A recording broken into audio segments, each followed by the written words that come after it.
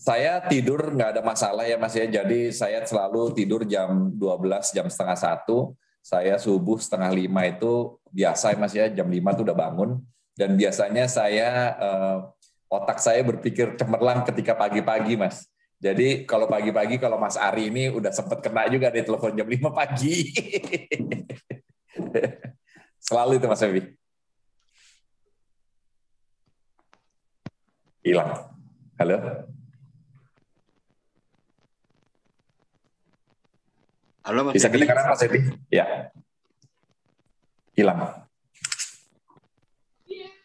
Ada trouble mungkin Pak Menteri, mohon maaf. Oke, silakan yang lain kalau gitu. Mas Febi kedengaran nggak?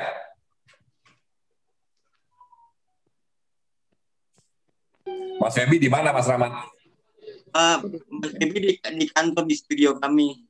Awalnya emang kita ingin mengundang Pak Menteri ke kantor kami, tapi karena emang kapan-kapan kita akan ini lagi Pak Menteri. Iya. Saya takut sekali Mas Rahmat, saya selalu makanya disiplin banget nih urusan kayak gini-gini. Mau pasti kita ketika udah jalan udah beres ini. Saya sih udah vaksin 2 kali ya. Saya udah vaksin 2 kali. Tapi Mas Rahmat ini semua kena. Ajudan saya 3 kena semua.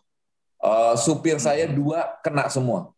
Sekretaris saya di kantor kena juga Mas. Jadi saya ini benar-benar dikelilingi sama yang kena. Jadi kadang-kadang saya ini kemarin berapa? 10 hari kita ya.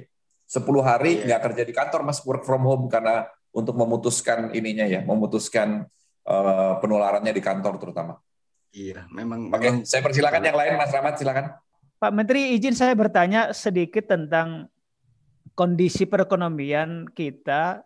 Tadinya kan pada pemerintahan Pak Jokowi mencanangkan pertumbuhan kita ya rata-rata di atas 5 lah ya, 5,5 gitu ya.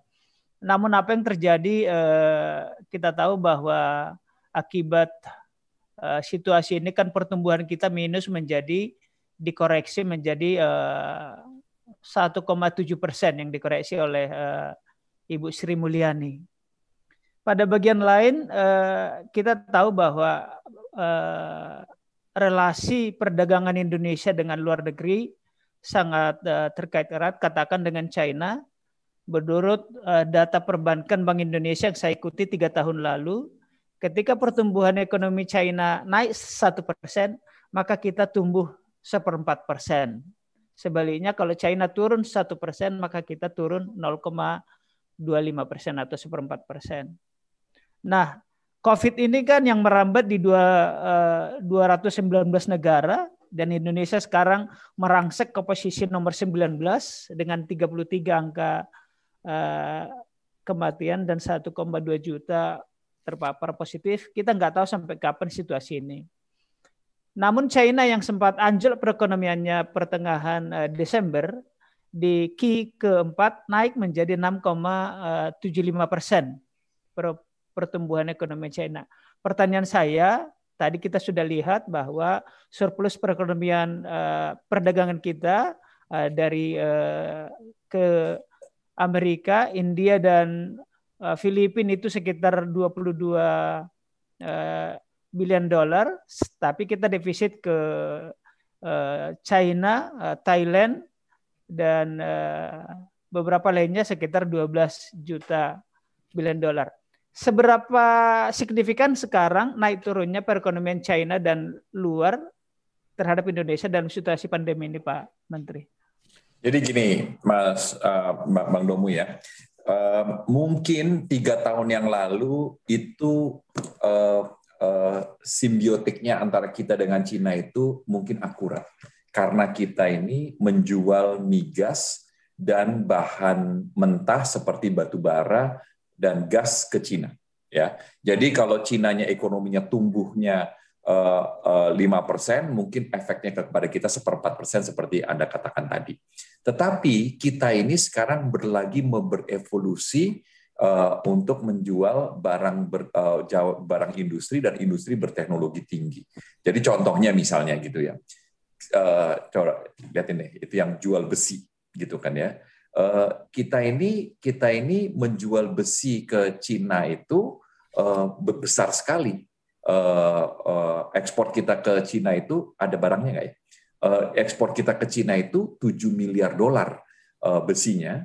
Pada saat yang bersamaan kita juga impor sekitar 7 miliar dolar dari Cina, gitu ya, Bang Domo ya. Jadi ini untuk menunjukkan bahwa ekonomi kita ini sekarang sudah sejajar karena kita udah berevolusi kepada barang industri dan industri berteknologi tinggi. Balik lagi. Jadi poin saya, dengan kita berevolusi lebih kepada industri di masa yang akan datang, nanti ketergantungan kita dengan ekonomi Cina itu juga akan lebih independen, karena sekarang itu meskipun kita tinggi gitu kan ya, karena kita banyak memberi barang industri dari sana, yang kita jual itu masih barang mentah. Balik lagi ke gambarnya.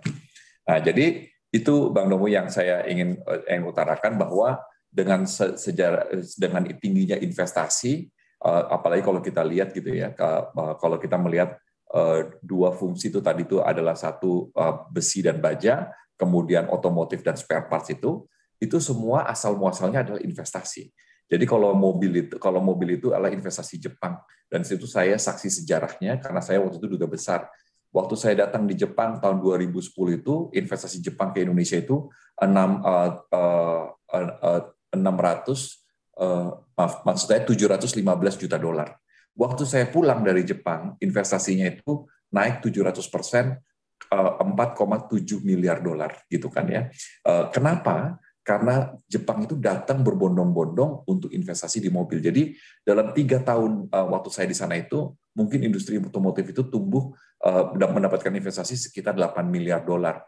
Jadi Mitsubishi double kapasitas, Nissan double kapasitas, Suzuki double kapasitas, Toyota double kapasitas.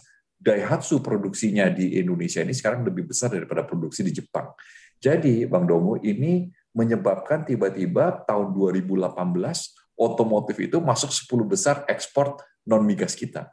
Sempat jadi nomor 3, sekarang ini menjadi nomor 6 karena ekspor kita turun dari 315.000 mobil menjadi 250.000 mobil tahun lalu. Nah, jadi saya ingin mengatakan bahwa dengan evolusi kita menjual barang industri dan industri berteknologi tinggi, ketergantungan kepada Cina itu makin lama akan makin sedikit. Dan kalau kita lihat Bang Domi, ini masalah investasi yang lebih dari 5 miliar dolar itu sangat matters kepada ekspor non-migas kita. Contohnya itu adalah besi dan besi baja. Jadi kita ini sekarang adalah penghasil stainless steel nomor 2 di dunia.